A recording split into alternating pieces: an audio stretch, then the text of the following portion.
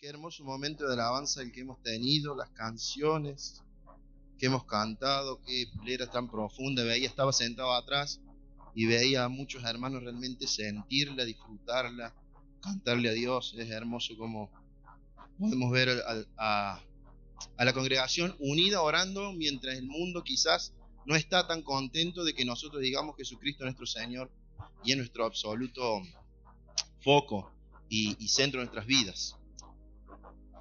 Quiero invitarte a pensar en algo. Vamos a hacer una especie de juego muy rápido. 12 y 1. ¿Están con hambre del Señor, de la palabra, de su poder? Bueno, entonces me quedo tranquilo. Del otro también. Vamos a hacer rápido un juego. Voy a ver que pienses en 5 personas de la congregación que no sean familiares. 5 personas de la congregación para que hagamos de cuenta que los ancianos rompen el chanchito y nos dicen: te voy a regalar una semana en una estancia, en un lugar. No podés salir de ahí, solamente tenés que estar ahí y tenés que elegir 5 personas de la iglesia. Mentalmente pensá, hagamos de cuenta que ese lugar que donde vamos a estar es un lugar de vacaciones, es para ir a vacacionar. Necesitas 5 hermanos de la congregación para pasar una semana encerrados en vacaciones. Bueno, pensá rápido. No le voy a preguntar, que me lo digan claramente. Ahora, voy a hacer rápido esto. Hagamos de cuenta que no es para vacaciones y que es para trabajar.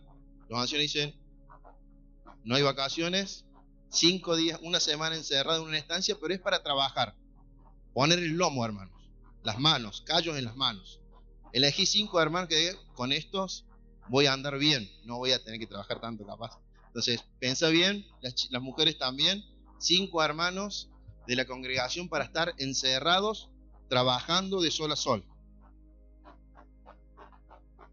Ahora, hagamos de cuenta que el lugar no es ni para vacacionar, ni para trabajar arduamente, sino que es un lugar para aprender de Dios. Entonces, podés mantener los 5 hermanos en ese lugar, hermanos o hermanas que hayas elegido, un retiro espiritual solamente para aprender de Dios de sol a sol. Una semana encerrados en una estancia hermosa para aprender de Dios. 5 hermanos. ¿Serán los mismos para vacacionar, para trabajar, para aprender de Dios? Hagamos de cuenta que no es ni para vacacionar, ni para trabajar, ni para aprender de Dios, sino que necesitas tomar una decisión puntual en tu vida. Puntual, clave en tu vida.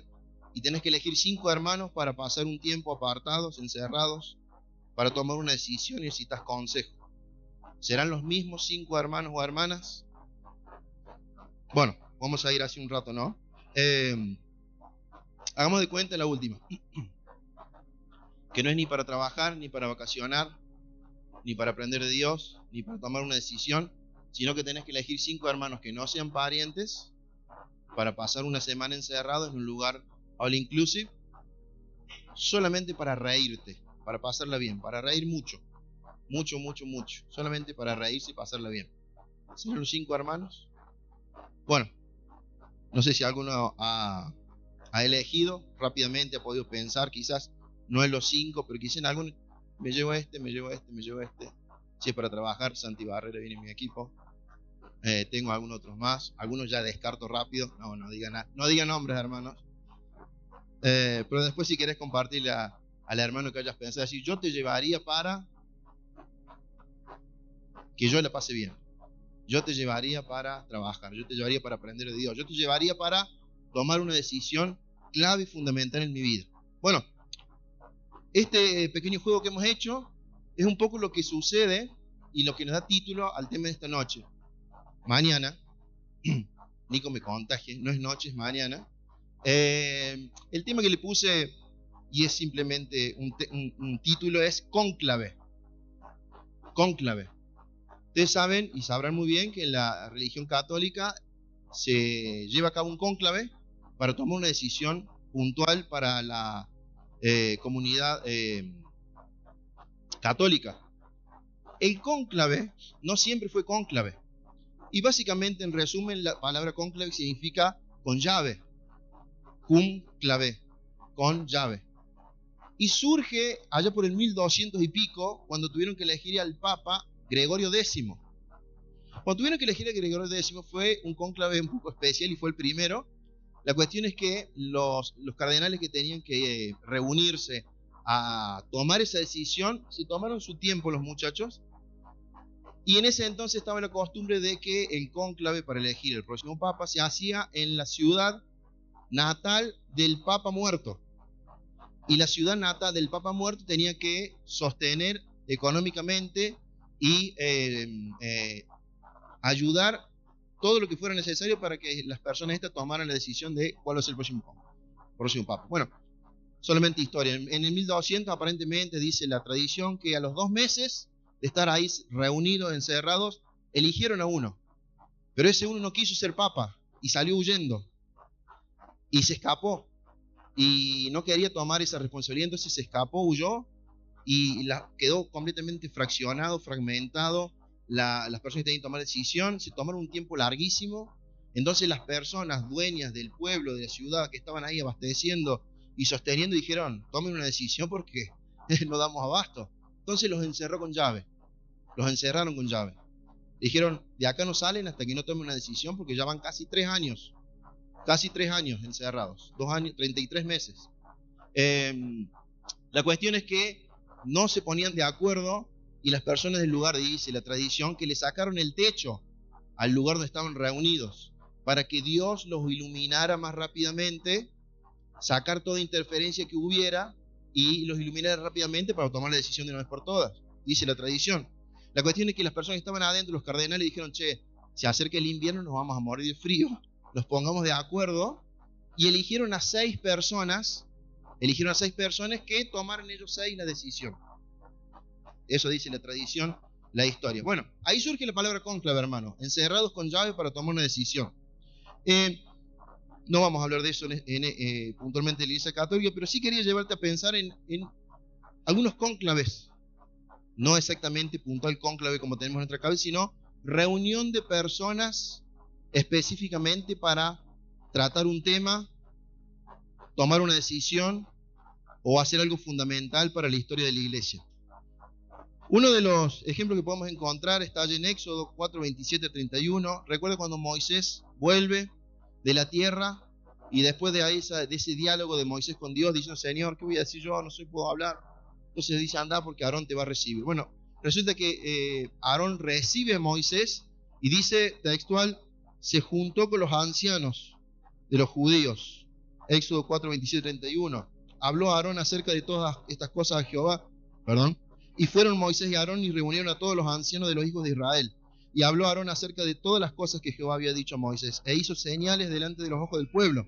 Y el pueblo creyó, y oyendo que Jehová había visitado a los hijos de Israel, y que habían visto su aflicción, se inclinaron y adoraron. Ahí estaban, algunos comentaristas dicen que esto pasó de noche, reunidos, escondidos con los ancianos principales que estaban ahí. Reciben a un tal Moisés que le dice: el Señor me habló para liberarlos. Otro ejemplo de esta reunión de personas para poder tomar una decisión la encontramos en Hechos capítulo 1, versículo 12 al 26, cuando los discípulos tienen que elegir al sucesor de Judas. ¿Usted recuerda? Dice Hechos capítulo, no lo busque, ya se lo leo yo, capítulo 1, versículo 12 al 26. Entonces volvieron a Jerusalén desde el monte que se llama el Olivar, el cual está cerca de Jerusalén, camino de un día de reposo, y entrados subieron al aposento alto donde moraban Pedro, Jacobo, Juan, Andrés, Felipe, Tomás, Bartolomé, Mateo, Jacobo, hijo de Alfeo, Simón el Celote y Judas, hermano de Jacobo. Todos estos perseveraron unánimes en oración y ruego con las mujeres y con María, la madre de Jesús, y con sus hermanos.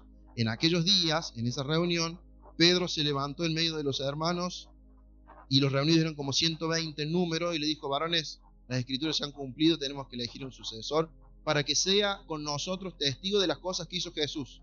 Esa fue la función de quien eligieron. No era para rellenar un número, sino era: necesitamos uno más que sea testigo de lo que Jesús ha hecho y que haya estado con nosotros este tiempo.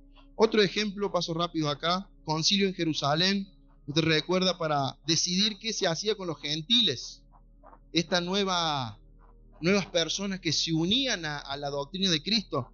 Hechos 15, del 1 al 4, dice: entonces algunos que venían de Judea enseñaban a los hermanos: si no circuncidáis conforme al rito de Moisés, no podéis ser salvos. como Pablo y Bernabé tuviesen una discusión y contienda no pequeña con ellos, se dispuso que subiesen Pablo y Bernabé a Jerusalén y algunos otros con ellos, a los apóstoles y a los ancianos, para tratar esta cuestión. Maravilloso lo que pasa en este momento en Hechos. Resulta que Pablo expone, Bernabé expone lo que está pasando, y los hermanos que iban quizás a decir ¿qué están haciendo?, terminan glorificando a Dios y diciendo qué bárbaro, Dios también se ha presentado a los gentiles. Uno más, esta un poco especial, Génesis 1:26. Entonces dijo Dios: hagamos al hombre a nuestra imagen, conforme a nuestra semejanza, señoreen en los peces del mar, en las aves del cielo, en las bestias y en toda la tierra y en todo animal que se arrastra sobre la tierra. La Trinidad, hermanos, reunida. La Trinidad reunida, Padre, Hijo y Espíritu Santo, decidiendo que era necesario crear a la humanidad. Génesis 1. Y vamos a ir a la que me interesaba en esta mañana un poco ampliar y charlar. Colosenses, ahora sí le invito que si lo quiere buscar, Colosenses capítulo 4, versículo 2 al 4. Es una reunión, un cónclave que se dio en la ciudad de Roma. Colosenses capítulo 4, versículo 2 al 4 dice: perseverad en la oración, velando en ella con acción de gracias, orando también al mismo tiempo por nosotros,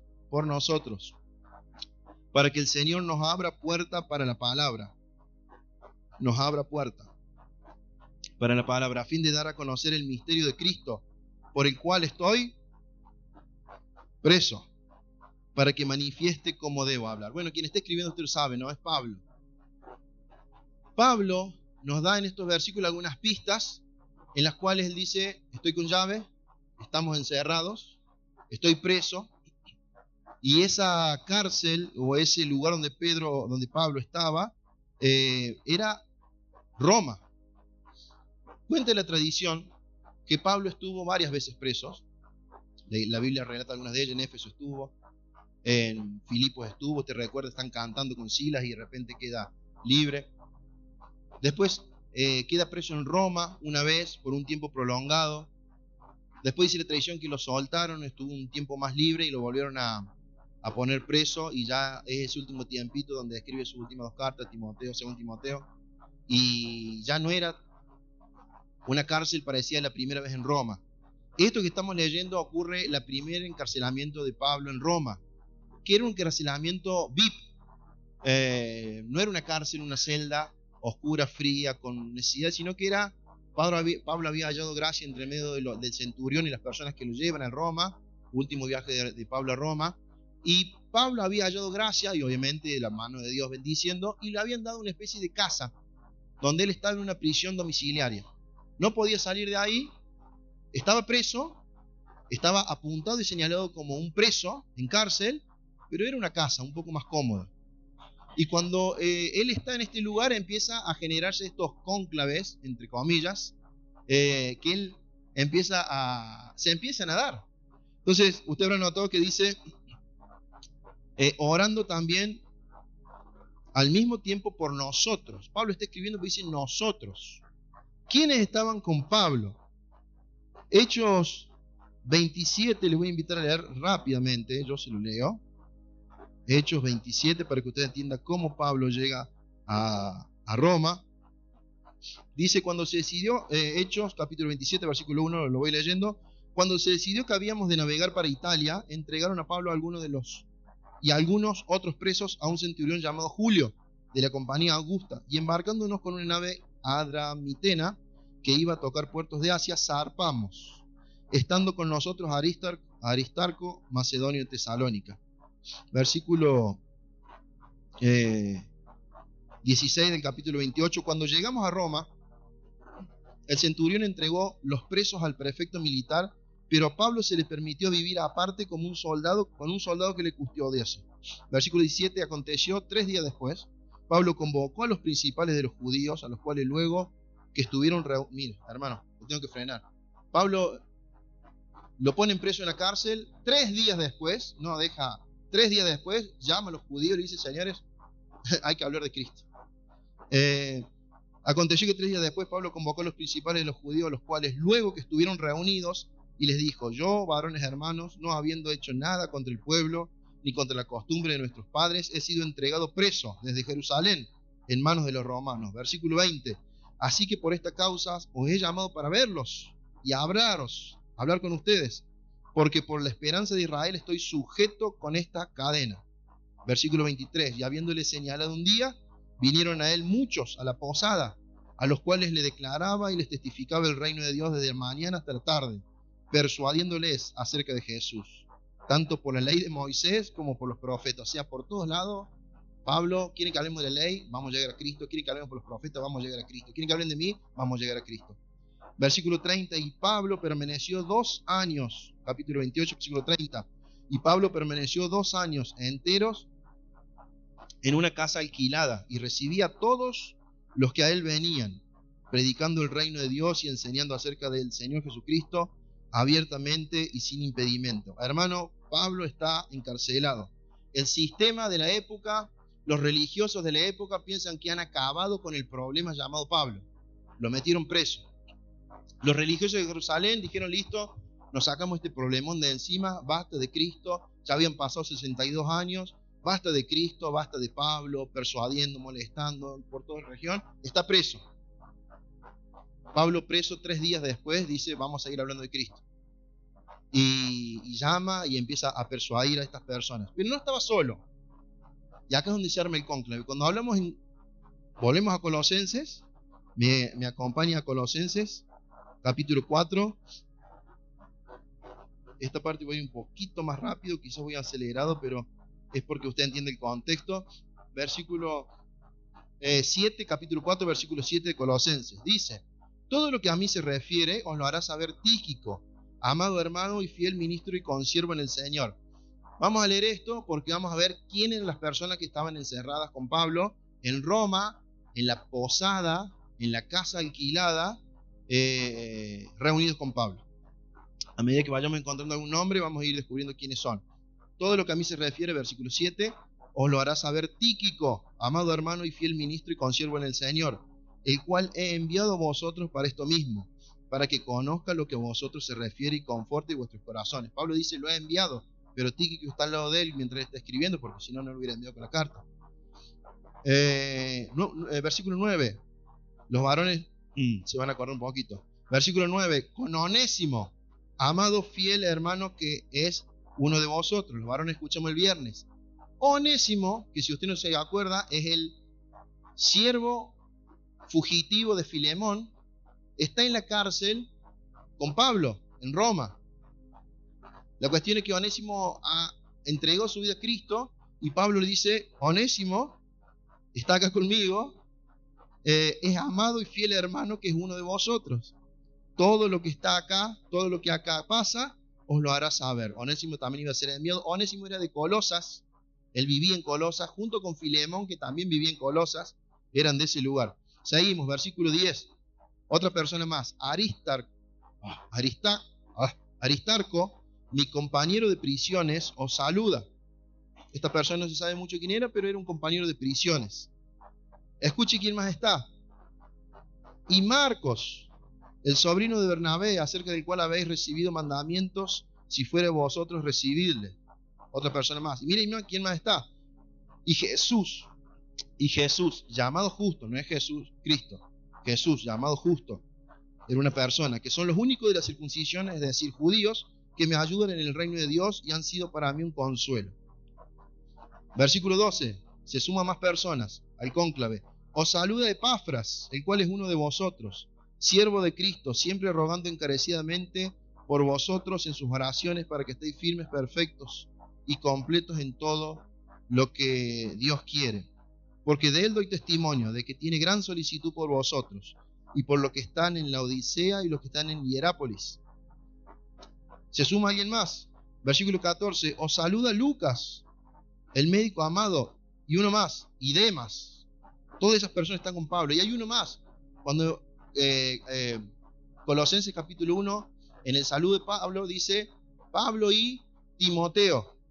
Timoteo también. Hermano, miren los jugadores que están encerrados con Pablo. Se los repito. Eh, Timoteo, ustedes lo conocen, muy cercano a Pablo, firma que juntos escriben. Esto es hermoso porque de todo el listado de las personas que están reunidas con Pablo en ese supuesto cónclave, en 2 de sus cartas, Pablo dice, Pablo y Timoteo, a los hermanos que están ahí, es decir, de toda la lista, Timoteo era su discípulo y era tan bueno escrituralmente y doctrinalmente que Timoteo también aportaba para las cartas de Pablo. Bueno, está Timoteo, está Tíquico. Tíquico cumple una función importantísima. Hermano, Tíquico es el cartero, es el Uber moto. Tíquico es un crack, porque Tíquico salía a escondidas de Roma, escondiendo cartas y repartiendo a las iglesias las cartas que el Espíritu Santo dictaba en el corazón de Pablo, y Pablo escribía en papel o con alguna ayuda y le daba las cartas. Y esas cartas fueron a hacer una Biblia, y esa Biblia usted la tiene entre sus manos. Tíquico repartió esas cartas, saliendo escondidas, dicen algunos escritores, algunos pensadores. Por ejemplo, encontramos en Colosenses capítulo 4, versículo 7, que Tíquico va a llevar la carta. Encontramos en Efesios capítulo 6, versículo 21, que Tíquico es quien va a llevar la carta de Efesios. Encontramos en 2 Timoteo 4 y 7 que Tíquico está junto con Pablo en ese tiempo. Otra de las personas que estaban ahí, la leímos recién, es Onésimo. Bueno, lo dijimos, esclavo fugitivo de Filemón. Él llevará su propia carta a Filemón, hermano. Pablo, dictado, ha escuchado la voz del Espíritu Santo, escribe una carta a Filemón. Perdónme si voy rápido. Escribe una carta a Filemón diciéndole: Filemón, hay que perdonar a Onésimo, porque Onésimo ahora es un hijo nuestro, es un hijo de Dios, y es fiel y es compañero. Y Onésimo tiene que llevar su propia carta, salir escondida de Roma llevando una carta y entregársela a la persona a la cual le había hecho algún daño en el pasado. Y Onésimo, hermano, mientras está este cónclave, quizás tiempo atrás yo pensaba en esto, mientras Pablo está ahí, mete a escribir cartas para todos lados, tiene al lado un tal Onésimo que le cuenta y le relata su historia, y le dice: yo me la mandé, estoy fugitivo, hice esto y esto, me han hecho esto y esto. Y ahí está Pablo, que lo vamos a dejar para el final, pero Pablo, que es una persona fuera de serie, está escribiendo cartas, orando, pasando tiempo con los hermanos y escuchando a Onésimo. Escuchando la crítica, la vida de Onésimo, pastoreando a Onésimo hasta que se entrega a Cristo. Bueno, otra de las personas que está junto con él es Marcos, Juan Marcos. Marcos es colaborador de Pablo en este tiempo. Ya había pasado esa pequeña discusión con Bernabé, en el cual lo había dejado afuera en uno de sus viajes. Marcos había sido restituido a la obra y Pablo dice: es un colaborador mío. Si va para allá, recíbanle con puertas abiertas, porque está completamente aprobado por mí. Marcos era discípulo se cree que era discípulo de Pedro. O sea, colaborador de Pablo y discípulo de Pedro. 1 Pedro capítulo 5, versículo 13 dice, Pedro le dice, hijo querido o hijo mío, algo así le dice Pedro a Juan Marcos, otro de los jugadores que está dentro del cónclave. Marcos es posiblemente, basado en Hechos capítulo 12, versículo 12, el hijo de la madre, llamada María, que era dueña de la casa a la cual nosotros le llamamos, y Hechos le llama el aposento alto. Después usted lea Hechos 12:12, cuando Pedro sale de la cárcel milagrosamente, dice que va a la casa de una tal María, madre de Juan, que tiene por sobrenombre Marcos, Hechos 12:12, en la cual estaban reunidos todos orando. Posiblemente en la casa de Marcos, los apóstoles se reunían en el primer tiempo. Avanzo. Jesús, llamado Justo, bueno, es un judío. Él no tiene quizás una obra muy redundante, no se le conoce mucho, pero Pablo dice: este me ayuda y me consuela. Esa era la tarea dentro del cónclave de Jesús, llamado Justo. Este me ayuda y me consuela. Avanzo. Epafras. Y acá nos tenemos que frenar. Epafras aparentemente había conocido a Pablo cuando Pablo estaba en Éfeso. Si vamos a Hechos, encontramos que Pablo estuvo 2 años en Éfeso, enseñando en una escuela llamada la escuela de Tirano. Y ahí Pablo pasó 2 años enseñando, de día y de noche, mucho tiempo. Y dice la tradición que quizás Epafras, que vivía en Colosas, a 160 kilómetros de Éfeso, conoció a Pablo ahí. Las noticias de Pablo eran tan grandes, tan poderosas, que la enseñanza que Pablo daba por medio del Espíritu Santo era tan grande que las personas iban, está ahí en Hechos, iban a escucharlo, a aprender de él. Y ahí aparentemente ha ido un tal Epafras. Ese Epafras, con el corazón absolutamente prendido fuego por lo que Pablo le enseñaba por medio del Espíritu Santo, vuelve a Colosas, 160 kilómetros de su ciudad, y comienza la iglesia en Colosas, en Hierápolis y se me fue, la nombramos recién, la Odisea, gracias. La Odisea, Hierápolis y Colosas, que eran ciudades cercanas que estaban ahí. Bueno, Epafras aparentemente había sido quien había comenzado la obra en aquel lugar. La cuestión es, ¿por qué está Epafras en la cárcel? Epafras está en la cárcel porque él estaba un poco liderando, pastoreando aquel lugar, aquella región, las 3 iglesias, y se le había presentado un problema doctrinal grandísimo, que ya lo vamos a ver cuál era. Entonces Epafras, alumno de Pablo, vuelve a Pablo, que está encarcelado, y le dice: necesito que me ayudes con esto, porque no, la iglesia está bien, pero tiene estas pequeñas cositas que yo necesito ayuda. Bueno, por eso está Epafras acá adentro, y la Biblia dice en Colosas que Epafras oraba mucho por la iglesia de Colosas. Y Pablo, cuando escribe ahí en Colosenses, dice: yo soy testigo, yo he escuchado las oraciones de Epafras, que él ora insistentemente por ustedes y lo tiene en su corazón. Epafras era un poco el pastor de aquella región. Bueno, avanzo rápido. El otro que está es Lucas, médico amado. El otro que está es Demas. Usted sabe, Demas tiempo después va a abandonar a Pablo. Hermano, ¿por qué me llamaron la atención esta? ¿Qué hicieron estas personas juntos? Bueno, lo que ellos hacían encarcelados ahí en esa cárcel un poco VIP, dice Colosenses capítulo 1, versículo 4, oraban por todas las iglesias. Oraban. Estos jugadores, Lucas, Timoteo, Marcos, Epafras, Pablo, Onésimo, todos los que hemos nombrado, pasaban el tiempo orando. Oraban. Oraban y oraban y oraban. Por personas que quizás no conocían. Por personas que Pablo conocía, les habrá relatado y decir: ayúdenme a orar por esto, vamos a orar por esta persona. ¿Sabe? Me llama la atención Colosenses capítulo 1, versículo 4. Vamos a leerlo rápidamente. Colosenses capítulo 1, versículo 4. Dice: habiendo oído de vuestra fe en Cristo Jesús y del amor que tenéis a todos los santos, a causa de la esperanza que os está guardada en los cielos, de la cual ya habéis oído por la palabra verdadera del Evangelio. Versículo 7. Como lo habéis aprendido de Epafras, nuestro consiervo y amado, que es un fiel ministro de Cristo para vosotros, quien también nos ha declarado vuestro amor en el Espíritu. Por lo cual también, escucha hermano, versículo 9, por lo cual también nosotros, desde el día que lo oímos, no cesamos de orar por ustedes y de pedir que seas llenos del conocimiento de su voluntad en toda sabiduría e inteligencia espiritual. John MacArthur tiene un comentario muy lindo sobre esto. Dice: Pablo relata que los colosenses tienen fe en Cristo, versículo 4, están llenos del amor, aman a los santos, esperen una esperanza que será guardada en los cielos y oyen constantemente la palabra. Y Pablo dice: no cesamos de orar por ustedes. Y John MacArthur lo que dice es: Pablo, estas personas están bien, ¿por qué hay que orar por ellos? Vamos a aprovechar el tiempo para orar por las personas que la están pasando mal, que tienen problemas, que están mal. No, dice Pablo, no cesamos de orar por ustedes. Ustedes escuchan la palabra, aman a los santos, esperan la venida gloriosa de Cristo, tienen una fe verdadera, pero vamos a seguir orando por ustedes.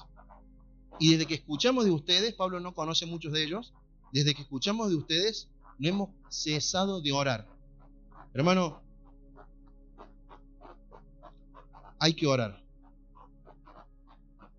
Pero ¿cuántas veces oramos por los hermanos que están bien? Por las hermanas fieles, por los hermanos fieles, por aquellos que no tienen problemas doctrinales, por aquellos que tienen su vida espiritualmente resuelta bien. ¿Cuántas veces oramos por ellos? Yo me puse a pensar esto. Mis oraciones directamente se van al que tiene un problema, al necesitado, al que está flojito de papeles, al que hace mucho que no veo, al que hace mucho que no viene, al que hace mucho que quiere servir, por mis problemas, por mis metidas de pata, siempre por lo negativo. Y Pablo dice: ustedes son personas positivas, vamos a seguir orando por ustedes. Bueno, porque Pablo sabía que esas personas necesitaban sostén espiritual también. Otra de las cosas que hacían en la cárcel se acompañaban. Esto no hace falta mucho explayarse.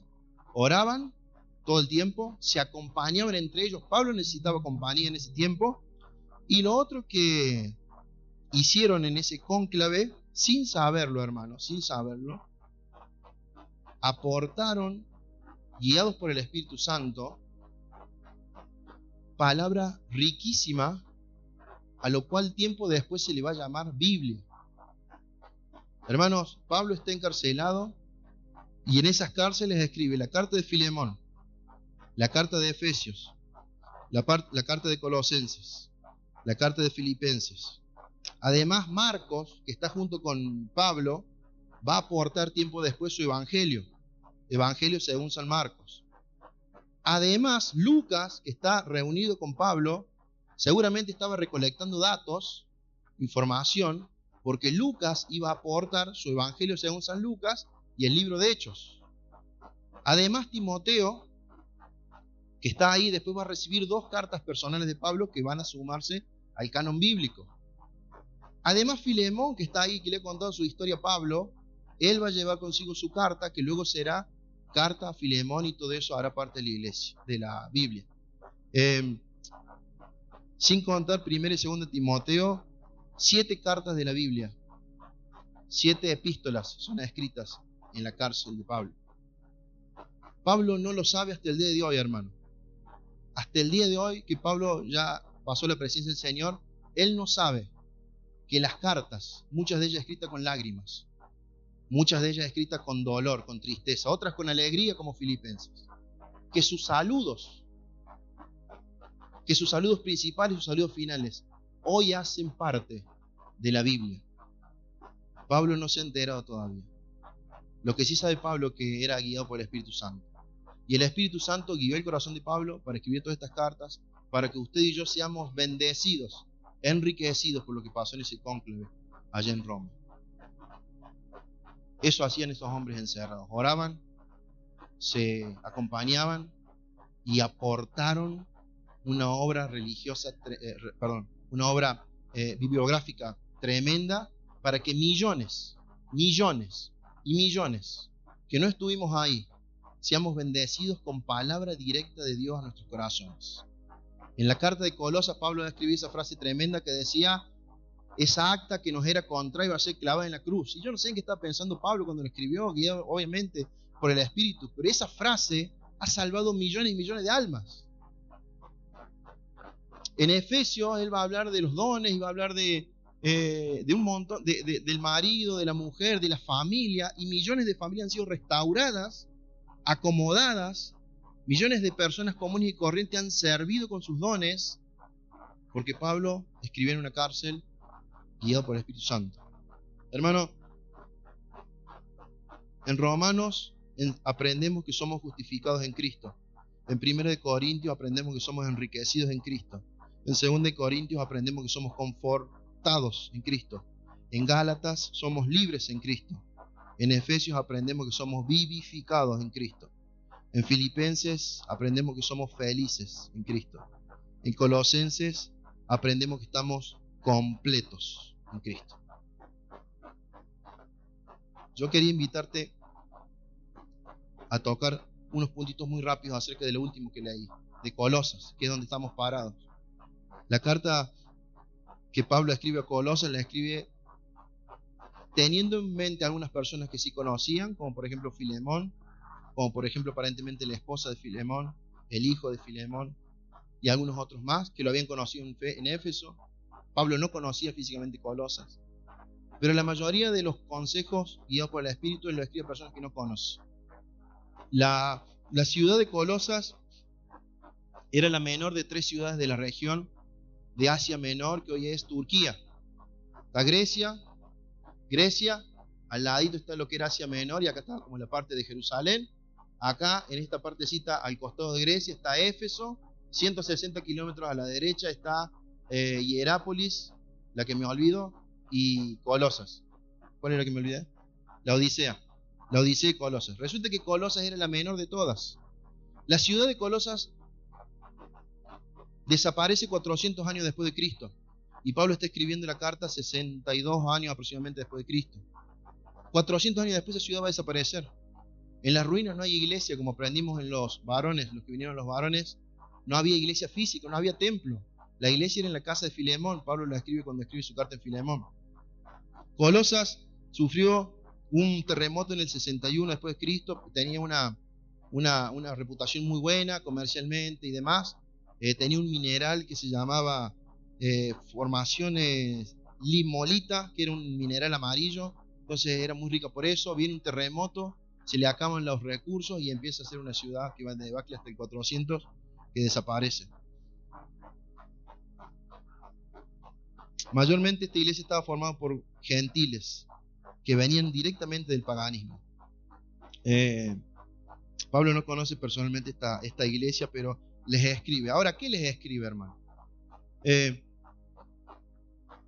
Como dijimos, ora por ellos, los fortalece, los bendice. Usted ya va a entender por qué estoy diciendo todo esto. Los fortalece, los bendice, los consuela, les enseña y demás. Pero corrige algunas cosas. ¿Cuáles eran los problemas que había en Colosas, en la iglesia de los colosenses? Dentro de los miembros de la iglesia había gentiles que habían sido completamente sacados del paganismo. Y había personas que se habían de a poco integrado y también un poco metían la cuchara. La cuestión es que era una iglesia que estaba bien, como dijimos, Pablo ora porque ellos están bien, pero les advierte de algunas filosofías y de algunos pensamientos un poco raros y conflictivos y malos directamente, no un poco, malos. Ese pensamiento era lo que conocemos como gnosticismo. El gnosticismo no era una entidad, no era no tenía un gremio, una sede, nada. Eran corrientes de pensamiento a las cuales las personas adherían o no adherían. ¿Qué decía este gnosticismo? Bueno, tenía varias corrientes de pensamiento. O sea, dentro del gnosticismo usted tenía varias ideas para usted poder sumarse. Una de ellas decía que necesitaba la persona un conocimiento superior, un conocimiento pleno. Es precisamente lo que otras religiones llaman el nirvana. Es ese estado mental que es sublime, que es prácticamente inalcanzable, que muy pocas personas lo pueden obtener. Julián estuvo en la India tiempo atrás y ahí esa corriente es muy fuerte. El gnosticismo, una rama del gnosticismo decía esto: necesitas saber mucho de la deidad para lograr una posible salvación. Otra de las ramas del gnosticismo decía que la materia era mala, el cuerpo era malo. Esa línea de pensamiento dentro del gnosticismo decía que Dios era entidad, era deidad, pero no podía ser humano, porque la materia, el cuerpo era malo, porque había pecado en el cuerpo. Entonces, directamente cancelaban la obra de Cristo, Dios hecho persona, a venir a morir, a cargar sobre él. Esta línea de pensamiento decía que Dios había creado un ángel, ese ángel a otro ángel, ese ángel a otro ángel, y ángel, hasta que uno de los últimos ángeles, bien separado del Dios Santo, se había revelado. Había un espacio entre todas las líneas de ángeles, sucesores de ángeles, y el último había creado la materia. Entonces, fue el último porque estaba bien separado del Dios Santo, pero tenía el suficientemente poder como para crear materia. Eso decía esta corriente. Entonces, el cuerpo era malo, era necesario la negación completa del yo, se lastimaban, se castigaban, hacían mal a su cuerpo, a su materia. Otra de las corrientes que tenía problemas en la iglesia de Colosas era el antinomianismo. Decía que bajo la gracia era posible hacer cualquier cosa. O sea, el gnosticismo decía: castígate porque tu cuerpo es malo, conoce mucho porque no sabes nada. Y esta otra línea de pensamiento decía: haz lo que quieras, total estás en gracia. Todo lícito, todo permitido. Y la última era el judaísmo bien fuerte, bien radical, que decía que era necesario cumplir rituales y ceremonias especiales para poder acceder a la salvación. En resumen, los primeros decían que Cristo más un conocimiento profundo era igual a salvación. Los segundos decían que Cristo más la negación de la materia del cuerpo humano era igual a salvación. La tercera decía que Cristo más el libertinaje permitido era igual a salvación. Pablo en la carta de Colosas le dice: Cristo más nada es igual a salvación. Solo Cristo, hermanos. Eso es lo que Pablo le escribe a Colosas. No hace falta nada más. En Cristo estamos completos. Miren, para que usted vea que está acá. Colosenses capítulo 1, versículo 12. Con gozo dando gracias al Padre, que nos hizo aptos para participar de la herencia de los santos en luz, el cual nos ha librado de la potestad de las tinieblas y trasladado al reino de su amado Hijo, en quien tenemos redención por su sangre, el perdón de pecados. Él es la imagen de Dios invisible, el primogénito de toda creación, porque en Él fueron creadas todas las cosas, las que hay en los cielos, las que hay en la tierra, visibles e invisibles, sean tronos, sean dominios, sean principados, sean potestades, todo fue creado por medio de Él y para Él. Y Él es antes de todas las cosas, y todas las cosas en Él subsisten. Y Él es la cabeza del cuerpo, que es la iglesia. Él que es el principio, el primogénito de entre los muertos, para que en todo tenga preeminencia, por cuanto agradó al Padre, que en Él habitase toda plenitud, y por medio de Él reconciliar consigo todas las cosas, así que están en la tierra como las que están en los cielos, haciendo la paz mediante la sangre de su cruz. Versículo 22. En su cuerpo de carne, por medio de la muerte, para presentaros santos y sin manchas e irreprensibles delante de Él. Capítulo 2, versículo 6 de Colosenses. Por tanto, de la manera que habéis recibido al Señor Jesucristo, andad en Él, arraigados y sobreedificados en Él, y confirmados en la fe, así como habéis sido enseñados, abundando en acciones de gracia. 8. Mirad que nadie os engañe por medio de filosofías y huecas sutilezas, según las tradiciones de los hombres, conforme a los rudimentos del mundo, y no según a Cristo, porque en Él habita corporalmente toda la plenitud de la deidad. Y vosotros, frase hermosa, hermanos, están completos en Él, que es la cabeza de todo principado y potestad. La iglesia de Colosenses, que tenía hermanos muy espirituales, que Pablo oraba por ellos, tienen que recibir este mensaje diciendo: están completos en Cristo. Es Cristo más nada. Suficiente. Es Cristo. Crean en Él, vincúlense con Él, queden conectados con Él, no necesitan más nada. El libro de Colosenses tiene 4 capítulos, 95 versículos. En los 95 versículos aparecen 66 veces referencias de Cristo. De 95 versículos disponibles, 66 veces hay referencias de Cristo. Cristo aparece 19 veces, Cristo Jesús 3 veces. Señor, la palabra Señor aparece 8 veces. El prefijo Él o su, hablando de Dios, aparece 30 veces. Otras palabras relacionadas con Cristo es Hijo una vez, primogénito 2 veces, cabeza 2 veces y Maestro 1 vez. Dice John Piper: resulta extraño hablar de batallar con el gozo cuando se prefiere otra cosa por encima de Cristo. Nos encontramos ante la esencia misma del pecado. Se debe luchar. Preferir los placeres del dinero, el poder, la fama, el sexo, por sobre las delicias de las diestras de Dios, no es una opción. Es una gran maldad. Hermano, yo no sé cómo está tu vida, yo no sé cómo están tus días, tu espiritualidad, cómo está manejando tu vida con el Señor. Quizás en alguna parte estamos un poco influenciados, no tan fuerte como los de Colosas, pero en algunas cuestiones un poquito nos parecemos a veces. La Biblia en Colosenses, el Espíritu Santo guía el corazón de Pablo, que está en cárcel, le dice: Cristo, nada más. Hermano, ese es un mensaje para nosotros. Cristo, nada más. Lo demás es complemento. Es difícil. Es fácil decirlo acá al frente, es fácil armar la oración. Pero en el día a día, vos y yo tenemos que entender que es Cristo y nada más.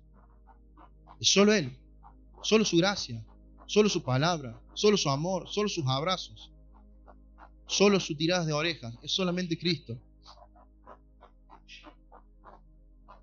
En esta carta, para ir entrando al final, en esta carta Pablo da muchos consejos, muchos. Usted después puede leer volver a su casa y lea completo. Son 4 capítulos, es muy rápido de leer. Y subraya la cantidad de veces que Pablo enuncia y nombra esto de la plenitud de Cristo. Plenitud, plenitud, plenitud. Todo el tiempo, Cristo, Cristo, Cristo. En esta carta Pablo da muchos consejos. Yo tomé 2 grupitos de 3, que lo vamos a pasar rápido. 3 que me gustaron mucho y después otro grupito de 3 que me gustaron mucho. Te invito a leer capítulo 3 de Colosenses, versículo 1. Recordá que la iglesia de Colosenses tenía este problema de anexar o sumar cosas a la persona de Cristo, y Pablo dice es Cristo y nada más. Entonces, capítulo 3, versículo 1 dice: si pues habéis resucitado con Cristo, buscad las cosas de arriba, donde está Cristo sentado a la diestra de Dios. Poned la mira en las cosas de arriba, no en las de la tierra. Versículo 5: haced morir pues todo lo terrenal en vosotros: fornicación, impurezas, pasiones desordenadas, malos deseos y avaricia, que es idolatría. Hermano, 3 consejos rápidos. Número 1, buscar las cosas de arriba. Pablo le escribe a la iglesia de Colosenses y le dice: el secreto está en buscar las cosas de arriba. ¿Sabes que esa palabra buscar es un presente imperativo? Presente imperativo tiene la cualidad de que es una orden. No es un consejo, es una orden. Y es una orden que se traslada como en simultáneo. Es decir, yo estoy comiendo y te digo come, porque yo estoy comiendo. Yo estoy hablando y te digo habla, porque yo estoy hablando. Pablo escribe a los Colosenses y dice: busquen las cosas de arriba. Porque adivine qué estaba haciendo Pablo en una cárcel en Roma, buscando las cosas de arriba. Él sabe que el secreto está en buscar las cosas de arriba. Pablo, cuando estuvo en Éfeso, cerca de 2 años, dice en Hechos que pasó mucho tiempo enseñando. Si usted hace un cálculo rápido, si hubiera estado enseñando 4 horas, tuvo 3.000 horas invirtiendo solamente en Éfeso. 3.000 horas invirtiendo solamente en enseñar a las personas a buscar las cosas de arriba. Quizás tengamos que prestar atención a este consejo de parte de Dios para nosotros, hermano. Yo no sé cómo estás vos, a mí me cuesta todos los días buscar las cosas de arriba, donde está Cristo sentado a la diestra del Padre. El segundo consejo que Pablo da, versículo 2 del capítulo 3: poned la mira en las cosas de arriba, no en las de la tierra. Hermano, esto lo conocemos y lo sabemos un montón. Y yo sé que es nuestra lucha constante. Yo sé que es todo el tiempo, lo que te pasará a vos, creo que me pasa a mí, vivir en la tierra medianamente cómodo, pero no acostumbrarme, no pensar que esto es solamente lo único y suficiente, sino poner los ojos en las cosas de arriba. Es interesante que Dios, por medio de Pablo, dice: busquen las cosas de arriba. Orden, es una orden, busquen. Hermano, no nos va a salir naturalmente buscar las cosas de arriba. Es algo que se hace por medio del Espíritu Santo. Si vos y yo no le damos de comer a nuestro espíritu para que se conecte con el Espíritu Santo, las cosas de arriba no van a ser las primeras cosas que vamos a buscar. Vamos a buscar siempre lo de acá.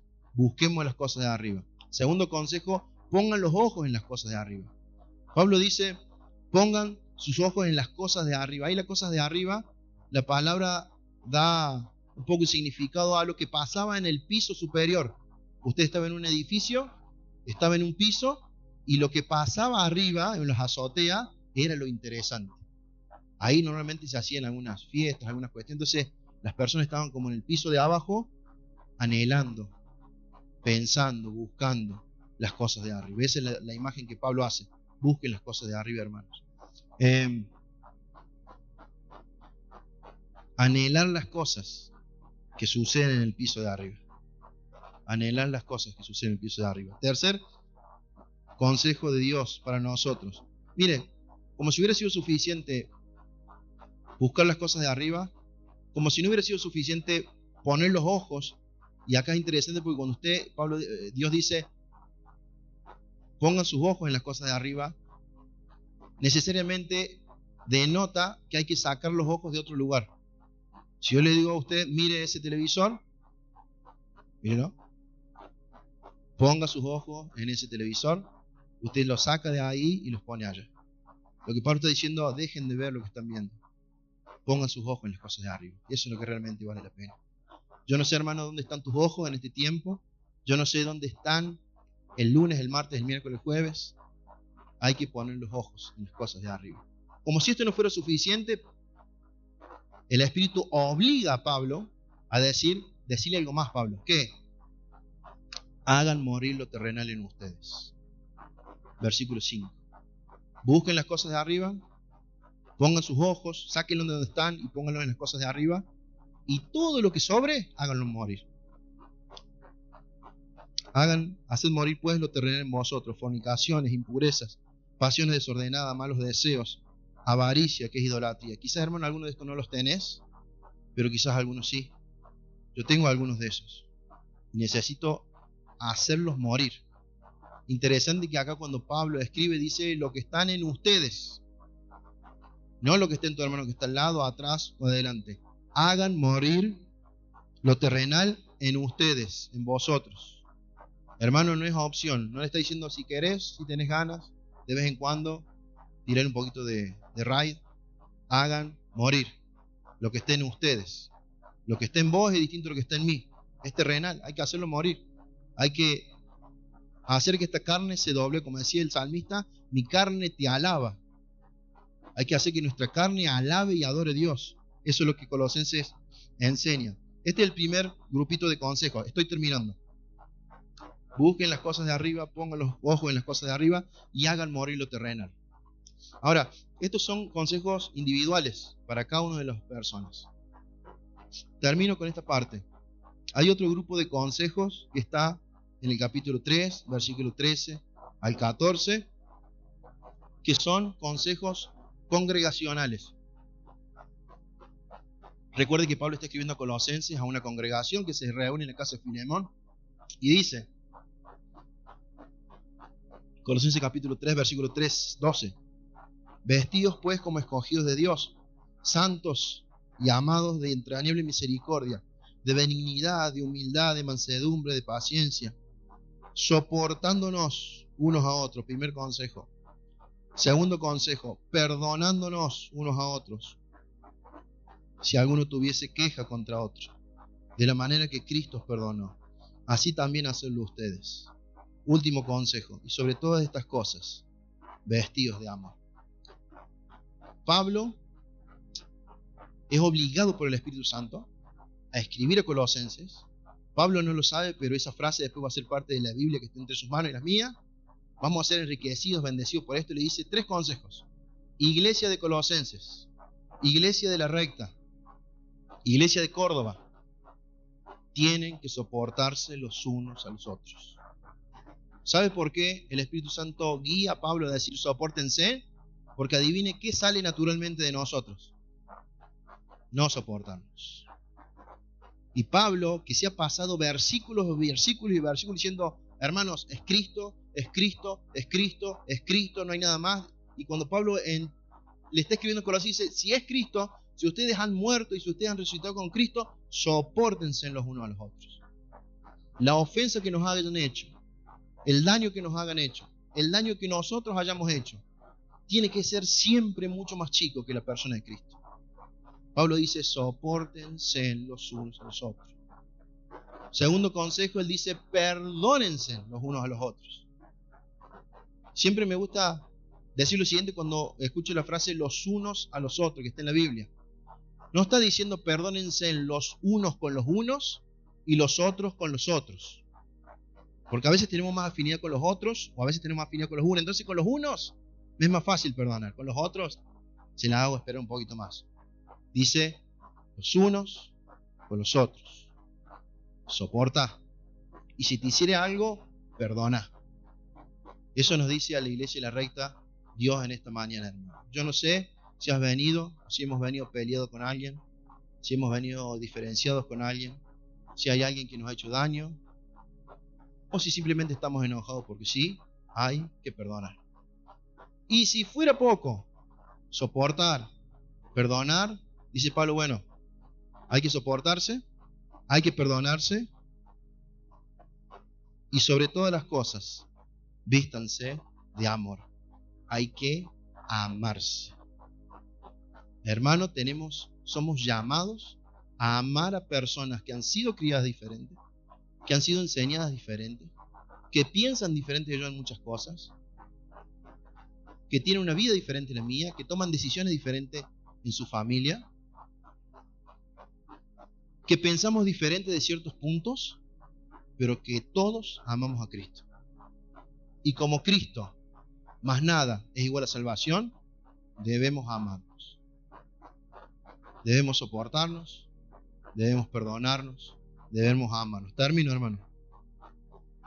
¿Cuál es la enseñanza que nos deja Colosenses? Bueno, recuerda que estábamos hablando de un cónclave. Personas reunidas en una cárcel, tomando decisiones que ellos quizás no lo sabían, pero decisiones trascendentales, lo digo rápido para que no se note, para el mundo. Lo que ellos escribían, lo que ellos decían, lo que ellos oraban, tenía un impacto espiritual tremendo en las personas. Cuando te encuentres en las cárceles de tu vida, rodéate de personas que te bendigan. Esto nos enseña Colosenses. Qué diferente hubiera sido si Pablo, en vez de llamar a esas personas a su casa, a su cárcel VIP, hubiera llamado a otro tipo de personas. A los que hubieran alimentado quizás el dolor, la bronca, la impotencia. ¿Por qué me hicieron esto? Pablo se rodea de personas que lo van a bendecir, que lo van a ayudar, que lo van a consolar y que le van a ayudar a transmitir el evangelio. Cuando la vida, hermano, te mete en alguna cárcel, asegúrate de rodearte de las personas que van a poder ayudarte. Número 2, lo que la carta a Colosenses nos enseña es que solo Cristo, ya hablé de esto, solo Cristo, nada más. Lo que tengas que, hermano, borrar, eliminar, tachar, cancelar, sacar, postergar, estamos llamados a hacerlos. Es solo Cristo. Busca las cosas de arriba, pon los ojos en las cosas de arriba, mata lo terrenal. Hay que soportarnos, hay que perdonarnos, hay que amarnos. Pero hay una última enseñanza que esta carta me deja y que quería compartírtela. Es quien la escribe. Es Pablo. Pablo conoció a Cristo, usted sabe bien, cuando era más jovencito. Cuando él está escribiendo esta carta ya tiene muchos años, ya ha caminado mucho, ha viajado mucho, ha sufrido mucho, le han metido latigazos, lo han bajado en una canasta, lo han dejado solo muchas veces, ha pasado naufragios, lo picó una víbora, un montón de cosas. Y Pablo dice, es Cristo y nada más. Hermano, Pablo en sus cartas 7 veces se presenta como apóstol. 3 veces se presenta simplemente como Pablo. 2 veces se presenta como siervo. Pero hay una, Filemón, en la cual él dice, yo Pablo, prisionero de Cristo. Y quería llevarte a pensar en esta última enseñanza. Pablo, que es un duro hermano, Pablo, que es un bravo, que no se calla ante nadie, que no se le arruga a nadie, que ve un aerópago donde la gente va a discutir y él va y se mete, que no tiene drama en discutir con Pedro a cartas abiertas, a corregir a Pedro.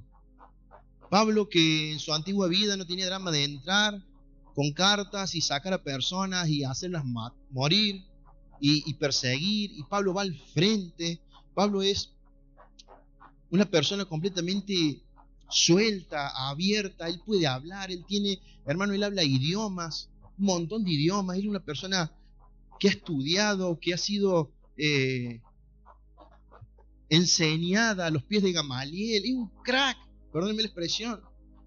Pablo es un duro, no es fácil doblegarlo, nadie lo doblega. Hay algún escritor que dice, porque la tradición dice que Pablo no se casó nunca, porque no hubo ni siquiera una mujer que pudiera doblegarlo a Pablo. Hermano, no hubo ni siquiera una mujer que cautivara el corazón de Pablo. como Cristo lo cautivó.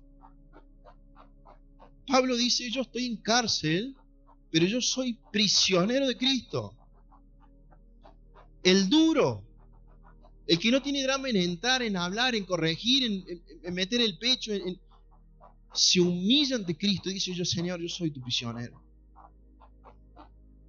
Y en esa actitud de prisionero es cuando Pablo es usado por Dios para bendecir al pueblo de Dios. Hermano, Pablo, que no se doblega ante nadie, dobla rodillas ante Cristo. Pablo, que no se le calla a nadie, guarda silencio ante Cristo. Pablo, que es una persona estratega, pensante, hasta dominante muchas veces, se humilla y espera los tiempos del Señor, porque él es prisionero de Cristo. Su corazón está completamente cautivo, hermano. No hay lugar para nada más en el corazón de Pablo, no hubo ni siquiera lugar para una mujer. El corazón de Pablo está completamente cautivado por Cristo.